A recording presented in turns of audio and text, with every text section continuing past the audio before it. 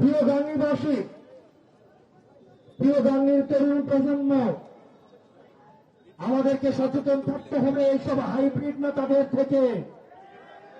যেসব হাইব্রিড নেতারা অন্যের ছেলের ভবিষ্যৎ নষ্ট করে, তার নিজের ছেলের ভবিষ্যৎকে বিদেশে রেখে, হেফাজতে রেখে অন্যের ছেলেকে চামচা বানায় এবং তার নিজের ছেলেকে নেতা বানায়।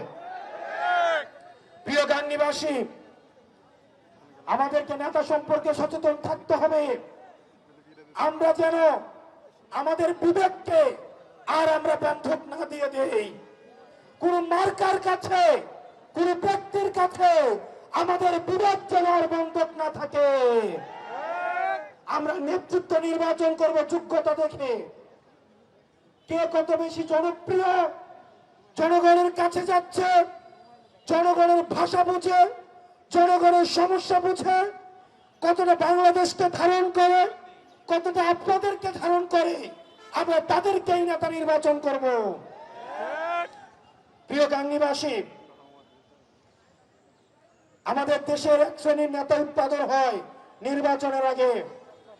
তারা ঢাকা থেকে বস্তায় বস্তায় টাকা নিয়ে এলাকায় ঢুকে। তারা নির্বাচনের আগের রাতে তারা পুলিং এজেন্ট কিনে নেয়, এলাকার ওসিকে কিনে নেয়, এসপি কে কিনে নেয়। আমাদের এলাকায় ছিল না এরকম? গাঙ্গীতে ছিল না? বাংলাদেশে ছিল না? প্রিয় গাঙ্গীবাসী, সময় এসেছে সচেতন হওয়ার। আপনারা যদি সচেতন না হন, যেই নেতা টাকা নিয়ে আসবে নির্বাচনের আগের রাতে, মনে রাখবেন সে আপনাকে একদিন টাকা দিবে আর 5 বছর আপনার গোলামি করাবে। জনগণের যারা নেতৃত্বে আসবে তারা জনগণের সেবক, কিন্তু নির্বাচনের আগের রাতে সে যখন আপনাকে টাকা দিতে পারবে তখন আর সেবক থাকবে না, তখন সে হয়ে যাবে মালিক আর আপনি হয়ে যাবেন দাস। প্রিয় গাঙ্গীবাসী, আপনাদের সাথে, আপনাদের সামনে আমরা পরিচয় করিয়ে দিচ্ছি এই গাঙ্গীর কৃত সন্তান, নিজ যোগ্যতায় উঠে আসা আমাদের এনসিপির, আমাদের লিগ্যাল উইংয়ে নিবেদিত ভাবে কাজ করে যাচ্ছেন আপনাদের এই গাঙ্গীর যুগ্ম মুখ্য সমন্বয়ক অ্যাডভোকেট শাকিল ভাই। আপনাদের অ্যাডভোকেট শাকিল ভাই বাপের পরিচয় এখানে আসে নাই, দাদার পরিচয় এখানে আসে নাই, এলাকার পরিচয় এখানে আসে নাই। নিজ যোগ্যতায়, নিজের যোগ্যতায় আজকে আপনাদের সামনে এসেছে। প্রিয় গাঙ্গীবাসী এবং গাঙ্গীর যারা মুরব্বী রয়েছেন, কিছুক্ষণ পরে নামাজে যাবেন, দাড়ি পাকাওয়ালা মুরব্বীরা যারা রয়েছেন, আপনাদের কাছে অনুরোধ করব, আর বাংলাদেশটা অযোগ্য নেতাদের হাতে তুলে দিয়েন না, আর গমচোরদের হাতে তুলে দিয়েন না। রাস্তার টাকা মেরে যারা বিদেশে হজ করতে যায় তাদের হাতে তুলে দিয়েন না। আমরা চাই যোগ্য, সৎ এবং বাংলাদেশকে যারা ধারণ করে আপনারা তাদের হাতে তুলে দিবেন। আমরা আপনাদের কাছে এনসিপির বার্তা নিয়ে এসেছি। এনসিপি বাংলাদেশ পন্থী দল। আমরা জনগণে বিশ্বাস করি, আমরা বিশ্বাস করি ক্ষমতার উচ্চ দিল্লি নয়, ক্ষমতার উচ্চ বসুন্ধরা নয়, ক্ষমতার উচ্চ এসএলএম নয়, ক্ষমতার উচ্চ কোন ব্যবসায়ী নয়, ক্ষমতার উচ্চ কেবলমাত্র জনগণ। জনগণ যদি পাশে থাকে তাইলে দিল্লি পালাইতে হয় না, লন্ডন থাকতে হয় না। জনগণ যদি সাথে থাকে তাহলে এই 56,000 বর্গ মাইলে জন্ম এবং মৃত্যু এই বর্গ মাইলে।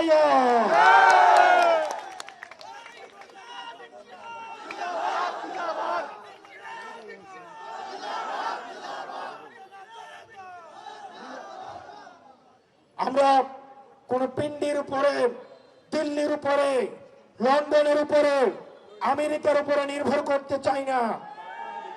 আমরা কোন ব্যবসায়ী থেকে আমাদের মগজ, আমাদের রাজনীতি কোন ব্যবসায়ীর কাছে আমরা বর্গা দেইনি। আমরা জনগণ থেকে অর্থ সংগ্রহ করব। আপনাদের থেকে 10 টাকা, 20 টাকা, 100 টাকা আপনাদের থেকে আমরা অর্থ সংগ্রহ করে, জনগণ থেকে অর্থ সংগ্রহ করে আমরা জনগণের জন্য রাজনীতি করব। যখন রাজনীতিবিদরা ব্যবসায়ীদেরকে তাদের রাজনীতি বন্ধক দেয়, তখন ব্যবসায়ীদের মতো করে পলিসি নির্ধারণ করতে হয়। তখন তাদের নোটবুকে, তখন তাদের নীতি নির্ধারণীতে আর জনগণ থাকে না, শুধু থাকে বসুন্ধরা, ভূমিখুকে দর্শনকারী এবং এসালাম, যারা জনগণের টাকা দিয়ে সিঙ্গাপুরে এখন আমাদের বিলাসের জীবনযাপন করছে। প্রিয় গাংনীবাসী, আমাদের এই তরুণ প্রজন্ম, আমরা সত্য বলতে ভয় পাই না। কারণ আমাদের কোনো ব্যবসা নাই, যে ব্যবসাটা আমাদের হচ্ছে কোন ব্যবসায়িক কোন যারা অলিগার্ক শ্রেণী আছে তাদের কাছে আমরা বন্ধক দিয়ে রেখেছি। আমরা তরুণ প্রজন্ম, আমরা বিশ্বাস করি হয় সাদা না হয় কালো, সাদা এবং কালোর মাঝে কিছু নাই, যেটাকে আমাদের আগের প্রজন্ম রাজনীতি বলে জানে। আমাদের তরুণ প্রজন্ম, আমাদের আগের প্রজন্ম, তারা ভণ্ডামিকে নাম দিয়েছে কৌশল, তারা মিথ্যাকে নাম দিয়েছে রাজনীতি, তারা প্রতারণাকে নাম দিয়েছে তারা স্ট্র্যাটেজি।